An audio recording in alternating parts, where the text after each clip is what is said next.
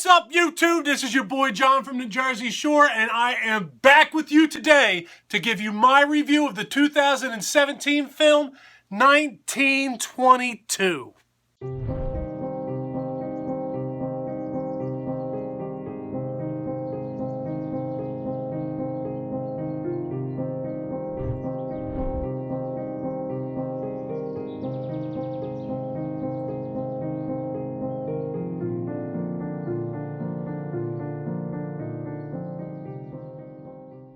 1922 was written by Stephen King and Zach Hilditch. It was directed by Zach Hilditch, starring Thomas Jane, Molly Packer, and Dylan Schmid.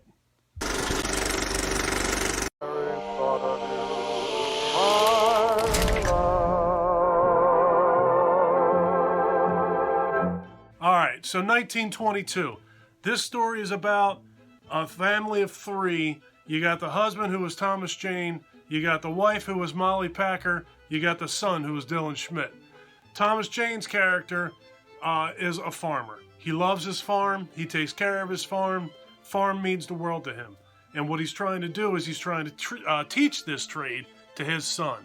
A man's pride was a man's land. And so was his son. However, his wife, whom I believe inherited this farm, hates the farm, hates farm life, hates being out in the middle of nowhere, and she's ready to sell this sucker and move to the big city. Thomas Jane's character is not interested in entertaining this idea at all. Like I said, he loves the farm. He's trying to pass this down to his son. It's getting to the point now where this disagreement has affected their marriage. She's hell-bent on selling this farm. He's hell-bent on keeping this farm. So she comes up with the idea of, why don't we sell the farm, we split the money, you go your way and I'll go my way. But when I go my way, I'm taking our son with us. You get half the money, I get half the money, but I get the boy. Move. The cities are for fools. We divorce. We both know that's what you want. Yeah, all right. His response to that is, you got to let me think about it. That's a lot to digest.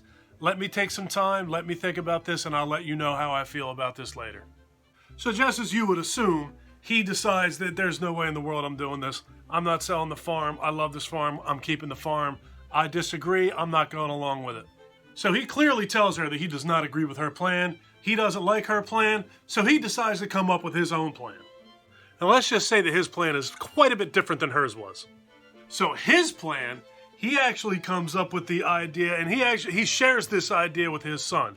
He tells him, look, we can keep our lives exactly as they are right now. You stay here with me, we keep the farm, we go about our business, we continue on business as usual, but the catch here is, we're going to have to kill your mother. That's not a spoiler, folks. They actually tell you that stuff in the trailer.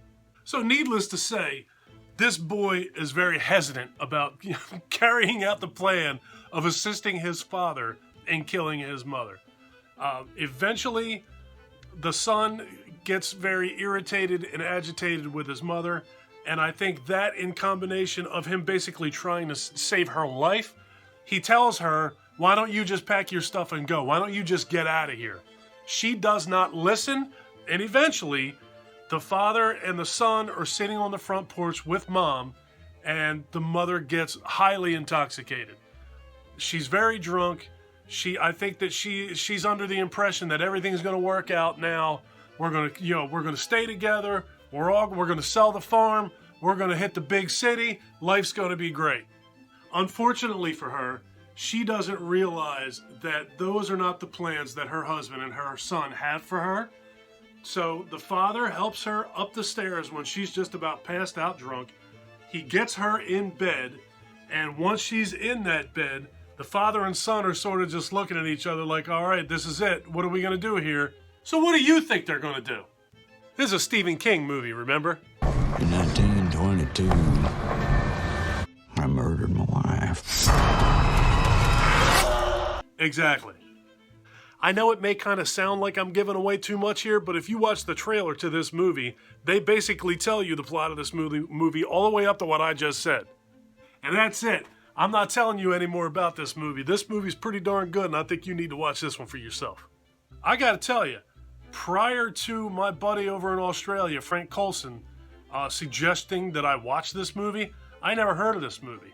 I consider myself to be a pretty big Stephen King fan, and I've never heard of this. I'm surprised. Somehow this movie flew under my radar. This movie was great. I got to tell you, it was very cool. The storyline was pretty basic. I would say 90% or more, maybe even a little more than 90% of this movie is all Thomas Jane.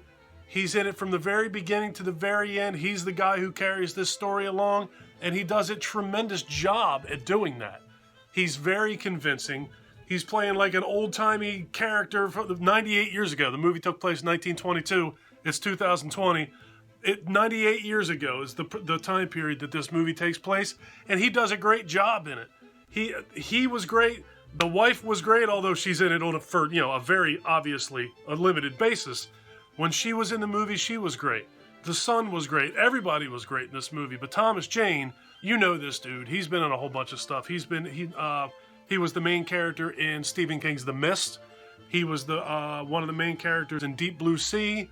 He was the Punisher in one movie, the movie that was made a few years ago.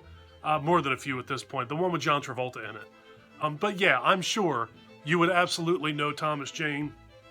And of all the movies that I've seen him in, up to and including The Punisher in The Mist, where he was the main character, I thought that this was his shining moment. I thought he was outstanding in this movie. There were a lot more supporting characters or a supporting cast, or a lot more people in the other movies that he was in general. In this movie, although there are other characters, it really, honestly, primarily is Thomas Jane. And he's fantastic in this movie. So as far as the acting goes, it was pretty top-notch. As far as the effects go in the movie, they were pretty much non-existent. There's not really a whole lot of need for effects in this movie. And the effects that were in the movie were all practical. And they are primarily when someone has died in the movie. There's some practical effects going on there. There's one scene in this movie that made my skin crawl. I'm trying not to give too much away, but it has to do with his dead wife and a rat. It's pretty gnarly. It literally, I was gross. I was skeeved out at the scene in this movie. It's pretty nasty, and I know that if you take my advice and you take the time to watch this movie, I have no doubt that when you see it, you're going to know exactly what I'm talking about. This movie is actually a Netflix original, so I know for a fact that you can get this on Netflix. I don't know if or where else you can get this, but I'm 100% certain that it's available on Netflix. I absolutely think that you should watch this movie. I thought it was outstanding. Everything about this movie is really, really good. It's very compelling. It definitely holds your attention from beginning to end. It never gets boring. And I can't recommend this movie high enough. So yeah, man, 1922, a hidden little gem on Netflix. Check it out. All right, folks, that is going to do it for my review of 1922. If you like this video, please give me a thumbs up. If you really like this video, and up to this point you've been enjoying my content, please do me a gigantic favor and click that subscribe button. If you do click that subscribe button, don't forget to ring that bell. Take care of yourself, take care of each other, have a kick-ass day, and thank you for watching.